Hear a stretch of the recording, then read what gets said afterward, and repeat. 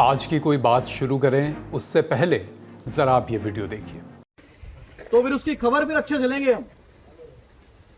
ये जहांगीर के घर वाले भी खड़े हैं, उसको बता देना कायदे से। ये बार बार जो खबरें आ रही हैं कि उसके लोग धमका रहे हैं, तो फिर अच्छे से खबर लेंगे, फिर बाद में रोना पछताना मत। पश्चिम बंगाल में वोटिंग से ठीक एक दिन पहले इस वीडियो ने हंगामा मचा दिया है। उत्तर प्रदेश से पुलिस ऑब्जर्वर बनकर गए एक आईपीएस अधिकारी ममता बनर्जी के कैंडिडेट को लगभग धमकाते हुए नजर आ रहे हैं। आईपीएस का नाम तो अजय पाल शर्मा है, खबरों में आपने देख ही लिया होगा, पर इनकी कहानी क्या है? कोई सिंघम बता रहा है, कोई कह रहा है कि एनकाउंटर स्पेशलिस्ट है। सबसे बड़ा सवाल तो ये है कि क्या आईपीएस जब किसी चुनावी राज्य में पुलिस ऑब्जर्वर बनकर जाते हैं तो ऐसी बयानबाजी कर सकते हैं क्या? असल में क्या काम होता है पुलिस ऑब्जर्वर का? और क्या आईपीएस अजय पाल का ये वीडियो आखिर में ममता बनर्जी को फायदा करा देगा? नमस्ते और स्वागत, मैं हूं अभिषेक और आप देखना शुरू कर चुके हैं the Lalla top show. Brought to you by Saluja Gold and Candid. Bharat का सबसे भरोसेमंद सलूजा गोल्ड टीएमटी बार। Saluja gold TMT. अब सही पकड़े हो कॉन्ट्रैक्टर बाबू, मजबूती सब कुछ है। जहांगीर पर आईपीएस अजय शर्मा का ये वीडियो आया तो टीएमसी ने घेर लिया। महुआ मोइत्रा से लेकर पार्टी प्रवक्ता तक हमलावर हुए। अजय पाल के इतिहास से लेकर भविष्य तक की बातें की जाने लगी। सारी बातें आपको इत्मीनान से बताएंगे, सबकी प्रतिक्रियाएं भी सुनाएंगे, लेकिन पहले एक नज़र डालते हैं आईपीएस अजय शर्मा के प्रोफाइल पर। पहली बार चर्चा में नहीं आए हैं, आप गूगल पर इनका नाम सर्च करेंगे तो 2015 से लेकर आज तक के तमाम लिंक्स भरे पड़े हैं। सब पर तो नहीं, लेकिन कुछ एक पर तो हमने भी क्लिक करा, आपको बताते हैं। 12 जनवरी 2019 को आईपीएस वैभव कृष्णा ने गौतम बुद्ध नगर में एसएसपी का पद संभाला। उनसे पहले एसएसपी थे अजय पाल शर्मा। सितंबर में एसएसपी कृष्णा ने अपनी ही पुलिस डिपार्टमेंट में भ्रष्टाचार पर एक रिपोर्ट तैयार की।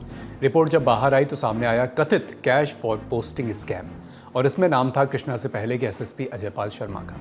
5 और आईपीएस अधिकारियों का नाम था हिमांशु कुमार, रामपाल शर्मा, गणेश प्रसाद साहा, सुधीर सिंह और राजीव नारायण सिंह। सरकार ने एक एसआईटी का गठन किया जिसने अजय पाल के खिलाफ विजिलेंस जांच, हिमांशु के खिलाफ डिपार्टमेंटल इंक्वायरी और बाकी अधिकारियों के खिलाफ डिसिप्लिनरी एक्शन की सिफारिश की। 23 सितंबर 2020 को इंडिया टुडे में छपी एक रिपोर्ट बताती है कि ट्रांसफर पोस्टिंग के इस मामले में 2 एफआईआर दर्ज की गई, आईपीएस अजय पाल शर्मा के खिलाफ और आईपीएस हिमांशु के खिलाफ। इस मामले में 3 पत्रकारों के भी नाम आए, चंदन राय, स्वप्निल राय और अतुल शुक्ला। इनके खिलाफ मुकदमा लिखा गया। कैश फॉर पोस्टिंग मामले के ही एक प्रसंग में आईपीएस वैभव कृष्ण पर भी एक्शन हुआ, वहीं जिन्होंने इस पूरे मामले को उजागर किया था।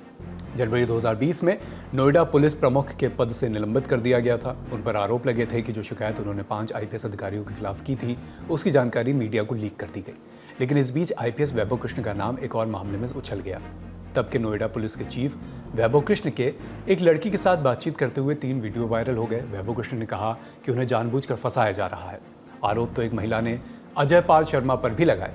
मार्च 2019 में दीप्ति शर्मा नाम की एक महिला ने दावा किया कि वो आईपीएस अजय पाल की पत्नी है, लेकिन मामला तब और गंभीर हो गया जब महिला ने कहा कि आईपीएस अजय पाल के साथ शादी का दावा करने के बाद उसके खिलाफ फ्रॉड का केस दर्ज कर लिया गया, वो भी नॉन बेलेबल ऑफेंस, यानी जमानत भी नहीं मिल सकेगी।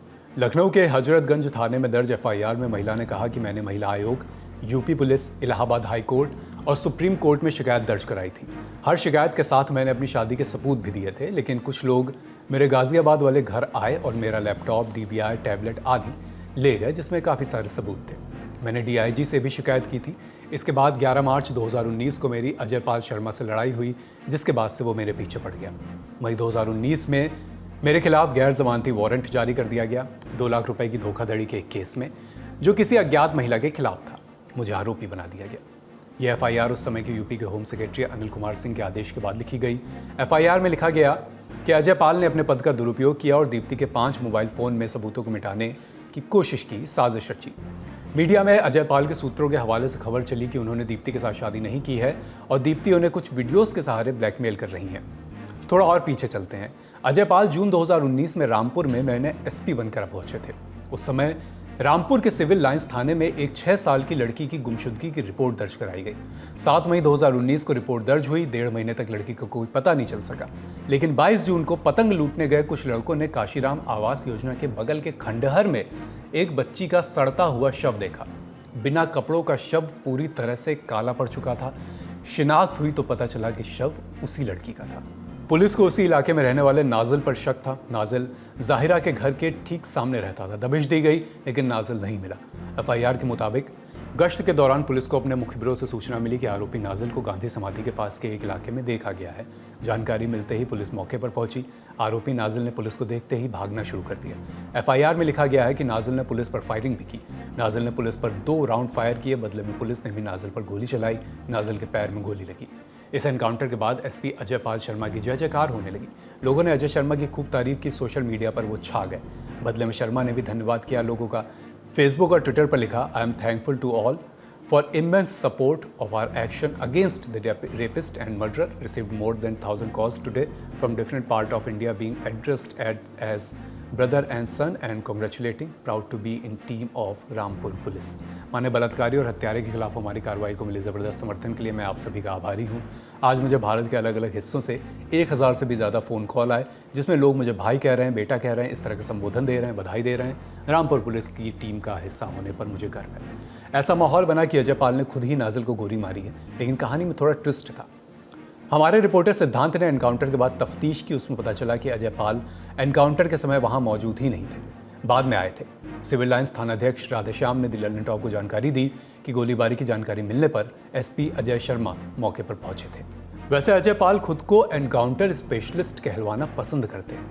द प्रिंट में 2019 में एक रिपोर्ट छपी। इस रिपोर्ट में आईपीएस अजय शर्मा के हवाले से लिखा है कि उनके नाम कम से कम 9 एनकाउंटर में ऐसे हैं जिनमें मौतें दर्ज हुई हैं, और उनका दावा है कि उन्होंने एनकाउंटर्स में करीब 190 कथित अपराधियों को घायल किया। अजय पाल एनकाउंटर का महिमा मंडन भी कर चुके हैं। उन्होंने 2019 में फेसबुक पर एक लंबा चौड़ा पोस्ट लिखा था जिसमें एनकाउंटर को जस्टिफाई करने की कोशिश थी। एनकाउंटर, ये शब्द सिर्फ शब्द नहीं बल्कि हर उस वर्दीधारी की जिंदगी का एक अध्याय है जिसने किसी वक्त बदमाशों की गोलियों का सामना किया है, ये फिक्र किए बिना कि घने अंधेरे में चली वो गोली किसके लहू से खुद को रंग के निकली है।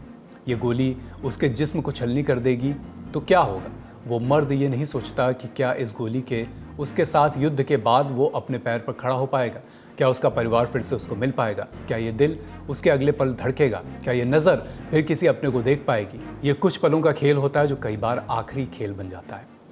रामपुर एसपी के कार्यकाल में अजय शर्मा ने खूब सुर्खियां बटोरी, क्योंकि उस समय समाजवादी पार्टी के नेता आजम खान पर पुलिस ताबड़तोड़ कार्रवाई कर रही थी। आज तक से जुड़े आमिर खान के इनपुट्स के मुताबिक साल 2019 में रामपुर पुलिस ने आजम खान, उनकी पत्नी ताजीन फातिमा और बेटे अब्दुल्ला आजम खान और सहयोगियों पर 65 से ज़्यादा नए मुकदमे दर्ज किए। आरोप थे किसानों को ज़मीन कब्जाना, फर्जी दस्तावेज, धमकी देना, सरकारी भूमि पर अतिक्रमण, यूनिवर्सिटी निर्माण में अनियमितता, डकैती, धोखाधड़ी, षड्यंत्र जैसे गंभीर आरोप लगे और साल 2019 के अंत तक मामलों की संख्या 80+ तक पहुंच गई। आजम खान की जौहर यूनिवर्सिटी पर रेड भी पड़ी जिसमें चोरी की किताबें मिलने का दावा किया गया। इन मामलों से इतर अजय पाल का नाम इस साल भी चर्चा में आया जब माघ मेले में शंकराचार्य अविमुक्तेश्वरानंद बनाम योगी आदित्यनाथ का विवाद चल रहा था। आशुतोष ब्रह्मचारी नाम के एक व्यक्ति ने शंकराचार्य पर आरोप लगाया कि उन्होंने बटकों के साथ यौन उत्पीड़न किया। शंकराचार्य के खिलाफ एफआईआर दर्ज हुई। एफआईआर प्रयागराज के झूसी थाने में दर्ज हुई। इसके बाद अविमुक्तेश्वरानंद ने कुछ तस्वीरें पेश की। उन्होंने न सिर्फ आशुतोष बल्कि यूपी पुलिस पर भी सवाल उठा दिए। अविमुक्तेश्वरानंद ने दावा किया कि तस्वीरों में शिकायतकर्ता आशुतोष प्रयागराज पुलिस के additional police commissioner Ajay Pal Sharma के साथ दिख रहे हैं। तस्वीर में आईपीएस अजय पाल आशुतोष ब्रह्मचारी के साथ केक काटते हुए नजर आ रहे हैं। अब जरा आज पर लौटते हैं। अब बात पुलिस पर्यवेक्षक की, जिस भूमिका में अजय पाल शर्मा पश्चिम बंगाल भेजे गए हैं। निष्पक्ष चुनाव कराने के लिए दूसरे राज्य के कई आला पुलिस अधिकारियों को चुनावी राज्यों में भेजा जाता है। इनका मेन काम सुरक्षा बलों की तैनाती करना, चुनाव के वक्त कानून व्यवस्था की स्थिति को संभालना होता है। ऐसे अधिकारियों को पुलिस पर्यवेक्षक कहते हैं, पुलिस ऑब्जर्वर। ये आईपीएस अधिकारी होते हैं जो चुनावी राज्य में आम लोगों और पुलिस प्रशासन के बीच तालमेल बिठाते हैं। इनके क्या क्या काम हो सकते हैं, इसका पूरा ब्यौरा 2023 में जारी पुलिस हैंडबुक में दिया गया। अब जैसे सुरक्षा बलों की चुनावी राज्य में तैनाती करनी है, तो सबसे पहले उस राज्य का नोडल अधिकारी वहां के मुख्य चुनाव आयुक्त के साथ मिलकर एक प्लान तैयार करता है। फिर उसे एक कमेटी मंजूरी देती है और फाइनली हो जाता है पुलिस ऑब्जर्वर और वरिष्ठ पर्यवेक्षकों के पास। प्लान को वो चेक करते हैं, कोई बदलाव हो तो वो बदलाव भी किया जाता है। यही काम जिलेवार करने के लिए पहले प्लान संबद्ध जिले का चुनाव अधिकारी और एसपी बनाते हैं, उसे भी फाइनल पुलिस ऑब्जर्वर और वरिष्ठ पर्यवेक्षक ही करते हैं। किस जिले में कौन सा मतदान केंद्र सुरक्षा के लिहाज से क्रिटिकल है, इसकी पहचान करने में अहम रोल पुलिस ऑब्जर्वर का ही होता है। यह काम चुनाव आयोग के बनाए नियमों के तहत करना होता है। फाइनल मुहर पुलिस ऑब्जर्वर की ही लगती है। पुलिस ऑब्जर्वर केंद्रीय सशस्त्र पुलिस बलों यानी CAPF के साथ मिलकर काम करते हैं। CAPF का काम होता है मतदान केंद्र के अंदर की गतिविधियों पर नजर रखना। किसी तरह की दिक्कत होने पर CAPF के जवान पुलिस ऑब्जर्वर को जानकारी देते हैं। इसकी पुलिस ऑब्जर्वर की नियुक्ति चुनाव आयोग करता है। इस बार आयोग ने पश्चिम बंगाल में 84 पुलिस ऑब्जर्वर नियुक्त किए हैं, लेकिन दूसरे चरण के लिए 11 एक्स्ट्रा पुलिस ऑब्जर्वर पश्चिम बंगाल भेजे गए। अब सवाल ये उठता है कि जो अजय पाल शर्मा कर रहे हैं, जैसे वीडियो उनके बंगाल से आ रहे हैं, क्या वो एक पुलिस ऑब्जर्वर का काम है? क्या उनकी बयानबाजी, कथित धमकी, ये सब उनके कार्यक्षेत्र में आती है? जो मैंने देखा टीवी पे वो बिल्कुल गलत है। एक ऑब्जर्वर का काम सिर्फ ऑब्जर्व करना होता है, उसको कोई हैंड्स ऑन ऑर्डर करने का या हुक्म देने का कोई परमिशन नहीं है। उसने सिर्फ इलेक्शन कमीशन के आंख और कान की हैसियत से सिर्फ DM को या SP को बताना है। और तो ये जो फोर्सेस जाती हैं बाहर से, जो जिसमें पुलिस IPS ऑब्जर्वर साहब भी उसमें शामिल हैं, ये सब लोकल डिस्ट्रिक्ट SP के मातहत होते हैं, क्योंकि कानून में ही है कि सिविल अथॉरिटी की मदद के लिए चाहे आर्मी भी आती है तो वो लोकल SP से ऑर्डर लेती है, वरना तो फ्री फॉर ऑल हो जाएगा कि भाई लोकल SP भी अपना हुक्म चला रहे हैं, बाहर वाले आके वो जरा उनसे सीनियर हुए तो और कुछ हुक्म चला रहे हैं, ये तो पूरा कैओस हो जाएगा। का रोल बिल्कुल ऑब्जर्व करने के अलावा कुछ नहीं है। और जिस किस्म की वो धमकियां दे रहे थे, ये तो आपत्तिजनक ही नहीं, ये तो बहुत ही सीरियस इशू, और इस पे उनके खिलाफ एक्शन होना चाहिए। अजय पाल शर्मा की तो विस्तार से बात हो गई। अब बात जहांगीर खान की। कौन है जहांगीर खान? 41 साल के जहांगीर को पहली बार विधायकी का टिकट मिला है। TMC ने उन्हें साउथ 24 परगना जिले की फाल्टा विधानसभा सीट से मैदान में उतारा। जहांगीर ने 12वीं तक की पढ़ाई लिखाई की है। उनके खिलाफ कोर्ट कचहरी थाने में कोई केस नहीं है। किसी भी बैंक का कोई बकाया या देनदारी भी उनके ऊपर नहीं है। ये बात उन्होंने अपने चुनावी एफिडेविट में बताई है। लेकिन हलफनामे से इतर भी दुनिया होती है। जिस दुनिया में जहांगीर काम करते हैं, वहाँ के विपक्षी नेता उन पर कई आरोप लगाते हैं। विरोधियों का आरोप है कि जहांगीर की अगुवाई में फाल्टा इलाके में हिंसा, वसूली और बूथ कैप्चर की घटनाएं हुई हैं। IPS Ajay Pal Sharma viral video में भी यही कह रहे हैं। अजय शर्मा जहांगीर के घर वालों की तरफ इशारा करते हुए कह रहे हैं कि बार बार ऐसी खबर आ रही है कि जहांगीर के लोग धमका रहे हैं। आरोप तो यहाँ तक लगे हैं कि कई विपक्षी कार्यकर्ता और आम लोग उनके दबदबे से इलाका छोड़ने पर मजबूर हुए हैं। हालांकि जहांगीर इन आरोपों को सच नहीं मानते, झुठलाते हैं। आनंद बाजार पत्रिका को दिए एक इंटरव्यू में जहांगीर ने कहा, मेरे खिलाफ ये सब बातें कैसे फैली नहीं जानता। जो मुझे जानते हैं उन्हें मालूम है कि इसमें कोई सच्चाई नहीं। कई लोग मुझे देखे बिना, जाने बिना राय बना लेते हैं, लेकिन मिलने के बाद उन्हें एहसास होता है कि मैं अलग किस्म का इंसान हूँ। जहांगीर को TMC के महासचिव अभिषेक बनर्जी का करीबी माना जाता है, राइट हैंड टाइप। पिछले कुछ सालों में वो दक्षिण 24 परगना की राजनीति में बड़ा नाम बने। 2013 में पहली बार वो बेलसिंघा 2 पंचायत के प्रधान बने थे। अगले साल देश में लोकसभा चुनाव थे। अभिषेक बनर्जी डायमंड हार्बर से चुनाव लड़ रहे थे। यहीं से दोनों के बीच संपर्क बढ़ा। अभिषेक अपना पहला चुनाव जीत गए और तब से उनकी जिम्मेदारियां लगातार बढ़ती गईं। लोकसभा चुनाव में अभिषेक बनर्जी के प्रमुख सिपहसालार माने जाते हैं। रिपोर्ट के मुताबिक पिछले लोकसभा चुनाव में केवल फाल्टा विधानसभा से अभिषेक बनर्जी को 1.5 लाख से ज्यादा वोटों की बढ़त इन्होंने दिलवाई थी, यानी जहांगीर ने दिलवाई थी। जहांगीर को वाई ग्रेड की सिक्योरिटी मिली है। इलाके के लोग उन्हें सुख दुख में काम आने वाला इंसान बताते हैं। आनंद बाजार पत्रिका ने स्थानीय लोगों के हवाले से लिखा कि मुश्किल में जहांगीर हमेशा लोगों के साथ खड़े रहे, कोई खाली हाथ नहीं लौटा। उनके समर्थकों का दावा है कि अभिषेक से नजदीकी और संगठन पर पकड़ के कारण सिर्फ विपक्ष ही नहीं, पार्टी के भीतर भी कुछ लोग उनसे जलते हैं। हालांकि विपक्ष इसे चुनावी पैकेजिंग मानता है।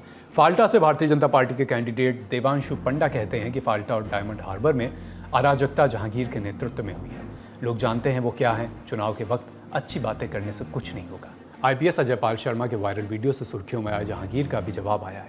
इसके लिए उन्होंने फिल्मी डायलॉग एक मारा। उनका कहना है, कि अगर आईपीएस शर्मा सिंघम है तो मैं पुष्पा हूं। उन्होंने कहा, फाल्टा में बीजेपी द्वारा तैनात उत्तर प्रदेश पुलिस अधिकारियों की ओर से किसी भी तरह की धमकी या दबाव बर्दाश्त नहीं किया जाएगा। वे पुलिस बल के साथ आए और मुझ पर तथा मेरे लोगों पर दबाव डालने की कोशिश की। एक लोकतांत्रिक व्यवस्था में इस तरह की हरकतें अस्वीकार्य हैं। जब जहांगीर का जवाब आया उससे पहले से ही टीएमसी सुबह से ही अजय पाल को घेरने में जुट गई थी। टीएमसी सांसद महुआ मोइत्रा ने एक वीडियो शेयर किया जिसमें कथित तौर पर अजय पाल शर्मा एक महिला के साथ डांस करते नजर आ रहे हैं। महुआ मोइत्रा ने यह वीडियो शेयर किया और शेयर करते हुए आखिरी लाइन में लिखा कि स्टे ठंडा ठंडा cool cool, Bengal is always Trinamool. इस मामले पर टीएमसी ने आधिकारिक तौर पर भी प्रतिक्रिया दी। टीएमसी प्रवक्ता ने कहा, पूरी नज़र है, 4 मई के बाद देख लेंगे। हालांकि इस बीच ये बात भी मेंशन करनी ज़रूरी है कि महुआ मोइत्रा ने जो वीडियो पोस्ट करा उसकी पुष्टि नहीं हो सकी है। ये पुष्ट नहीं है अभी कि उसमें जो व्यक्ति दिख रहे हैं वो अजय पाल शर्मा ही है या कोई और। After 4th of May, you will go back to your state and you will be saved by your political masters. Let me say this in no uncertain terms. We will find you. We will file an FIR against you. And we will drag you to the court of law where the strongest arm of the law will fall upon you. आगे बढ़ते हैं। इस खबर से ये भी बात आई कि अजय पाल का मामला हाईकोर्ट पहुंच गया है, लेकिन कलकत्ता हाईकोर्ट ने सुनवाई करने से इनकार कर दिया। इंडिया टुडे की रिपोर्ट के मुताबिक एक वकील ने सिंगल जज बेंच से संपर्क किया था और पुलिस ऑब्जर्वर पर आदर्श आचार संहिता के उल्लंघन का आरोप लगाया। कोर्ट ने याचिका खारिज करते हुए कहा कि चुनाव आयोग ने अधिकारी की नियुक्ति में मनमाने ढंग से चयन करने की बजाय तय प्रक्रियाओं का पालन ही किया है। लेकिन इन सारी बातों के बीच एक बात साफ है कि वोटिंग से एक दिन पहले आईपीएस अजय पाल के वीडियो ने चुनाव को एक नया मुद्दा दे दिया है। सवाल ये उठता है कि क्या इसका असर चुनाव नतीजों पर भी देखने को मिलेगा? कल जब मतदाता पोलिंग बूथ पर ईवीएम का बटन दबा रहे होंगे तो क्या अजय पाल शर्मा का वीडियो भी साउथ 24 परगना और बाकी बंगाल के वोटर्स के जहन में रहेगा? देखिए, साउथ बंगाल अभी जो दूसरी दफा का जो वोटिंग है वो जनरली लगभग ज्यादातर कलकत्ता का आसपास नॉर्थ 24 परगना, साउथ 24 परगना और कई सारे कंस्टिट्यूएंसीज है जिसमें सेमी रूरल या सेमी अर्बन जो भी कह लो वैसे कंस्टिट्यूएंसीज है जिसमें गुंडागर्दी बहुत चलता है, जिसमें रिगिंग बहुत होता है। बहुत सेंसिटिव कंस्टिट्यूएंसीज भी है। एक एग्जांपल अगर उदाहरण लूं तो ये डायमंड हार्बर कंस्टिट्यूएंसी जो जिसमें सांसद है अभिषेक बैनर्जी, उसका जो डायमंड हार्बर का जहांगीर खान, वो फेमस है या इनफेमस, आप जो भी बता बोल दो, फॉर गुंडागर्दी, फॉर रिगिंग, फॉर धमकाना, ये सब के लिए उसका काफी नाम है। जो बहुत सारे आरोप है उनके खिलाफ। तो ये अगर कोई अफसर जाके उसका घर के सामने, ये कभी नहीं हुआ, कोई भी पुलिस का किसी भी स्टेट पुलिस का दम नहीं था अब तक कि उसका घर के सामने जाके उसको धमका के आए। तो इसका असर ये होगा कि जो वोटर है जो तंग आ चुके हैं तृणमूल का गुंडागर्दी से और तृणमूल का या उससे पहले सीपीएम का जो लगातार होते ही रहा, जो रिगिंग, जो धमकाना, जो स्ट्रॉन्गमैन जो है पार्टीज का, जो वो आके लोगों को धमकाते हैं और ये सब करते हैं, तो उसके ऊपर असर ये होगा कि उनको तो अच्छा ही लगेगा कि ये हुआ है। और तृणमूल वाले को डेफिनेटली अच्छा नहीं लगेगा कि ये हुआ है। उनको रिएक्शन मतलब वो एज इट इज तो बीजेपी को वोट देने वाला नहीं था, तो ये तृणमूल को ही वोट देगा और उन लोगों का खराब लगेगा। लेकिन बहुत सारे लोग जो न्यूट्रल है या जो एंटी तृणमूल है उन लोगों को बहुत अच्छा लगेगा ये चीज। अब बात दूसरे पर्यवेक्षक की जिनको लेकर टीएमसी और बीजेपी में घमासान मचा है। आईपीएस परमार स्मिथ पुरुषोत्तम दास, उन्हें डायमंड हार्बर में पुलिस ऑब्जर्वर बनाया गया है। टीएमसी का आरोप है कि आईपीएस परमार बीजेपी नेताओं के साथ सीक्रेट मीटिंग कर रहे हैं। आरोप यह भी कि यह बैठक प्राइवेट अनऑफिशियल है। टीएमसी का कहना है कि आईपीएस परमार को ऑफिशियली अलीपुर में आईपीएस मेस में रहने की व्यवस्था दी गई है, लेकिन उन्होंने प्रोटोकॉल की परवाह नहीं की। वो डायमंड हार्बर के सागर का होटल के रूम नंबर 208 में ठहरने का फैसला लिया उन्होंने। टीएमसी ने वीडियो भी जारी किया जिसमें आईपीएस परमार होटल में एंटर करते हुए दिख रहे हैं। साथ ही होटल में बीजेपी नेताओं के एक ग्रुप से मुलाकात करते हुए वो नजर आ रहे हैं। ये बैठक 20 अप्रैल की बताई जा रही है। टीएमसी ने इसकी शिकायत चुनाव आयोग से की है। हालांकि पश्चिम बंगाल भाजपा ने इन आरोपों को सिरे से खारिज किया। बीजेपी का कहना है कि यह बैठक ऑफिशियल थी, मकसद बीजेपी की चुनाव प्रचार में रुकावट डालने वाले टीएमसी कार्यकर्ताओं की शिकायतों पर चर्चा करना। इंडियन एक्सप्रेस ने चुनाव आयोग के सूत्रों के हवाले से लिखा कि यह बैठक आधिकारिक जगह पर की गई थी। रिपोर्ट बताती है कि सभी मीटिंग उसी होटल के कॉन्फ्रेंस हॉल में की जा रही हैं। ये अधिकारी होटल में नहीं ठहर रहे हैं, लेकिन वहाँ मीटिंग कर सकते हैं। ये जगह पश्चिम बंगाल के मुख्य चुनाव अधिकारी के आदेश के अनुसार निर्धारित की गई है। आगे बढ़ते हैं। कल वोटिंग है। SIR की एक और लिस्ट आ गई है। ट्रिब्यूनल के पास 34 लाख एप्लीकेशन पहुंचे, जिनके नाम कट गए थे SIR में। कुछ एप्लीकेशन नाम कटने के बाद भी दी गई थी। इनमें से कुछ ट्रिब्यूनल्स ने सुने और उन कुछ में से 1468 नाम वोटर लिस्ट में और जोड़े गए। जितने केस ट्रिब्यूनल से सुने, उनमें से 6 नाम ऐसे थे जिन्हें वोटर लिस्ट में जोड़ने से मना कर दिया गया था। सुप्रीम कोर्ट के आदेश की वजह से ये दूसरे फेज से एक दिन पहले लिस्ट आई है। फर्स्ट फेज की वोटिंग से पहले भी एक लिस्ट आई थी, इसमें 139 नाम जोड़े गए थे। बड़ी खबर में इतना ही। अब सुर्खियों की बारी। Candid dusting powder, 4 skin problems का एक expert solution. Candid dusting powder, हटा खुजली, लगा कैंडिड। गुजरात में नगर निगम चुनाव में भारतीय जनता पार्टी को बड़ी जीत मिली है। 15 में से 9 निगमों में भाजपा ने जीत हासिल की।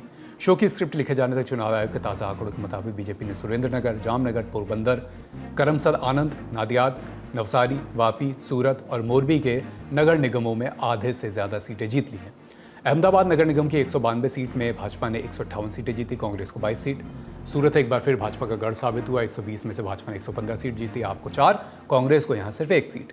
राजकोट की 72 सीट में से भाजपा ने 65 जीती, कांग्रेस को 7। वडोदरा की 76 सीट भाजपा ने जीती, 69, कांग्रेस को 6 सीट। आम आदमी पार्टी का यहाँ खाता भी नहीं खुला। भावनगर की 52 सीट भाजपा ने 1944 जीती, कांग्रेस ने जीती 8 सीटें। आज का लल्लन टॉप शो यहीं समाप्त होता है। अपना और अपनों को ख्याल रखिए। लल्लन टॉप देखते रहिए। शुक्रिया, शुभ रात्रि।